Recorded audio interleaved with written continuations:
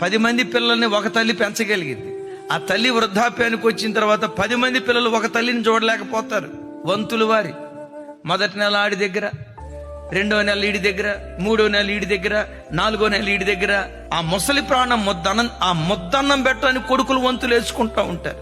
సరే, తిట్టుకుంటా గుసగుసలాడుతా ఆ ముసలోళ్ళని చూసుకుంటారు, చచ్చిపోతారు.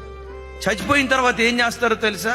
అమ్మా నాన్నలు బ్రతికున్న దినాల్లో వాళ్ళకు ఒక మంచి బట్ట, వాళ్ళు కడుపు నిండా ఒక ముద్ద అన్నం పెట్టలా. వాళ్ళు చనిపోయిన తర్వాత ఊరోళ్ళందరికీ గ్రాండ్ గా భోజనం పెడతాడు. తల్లిదండ్రులు బ్రతికున్న దినాల్లో తల్లిదండ్రుల విలువ తెలియదు.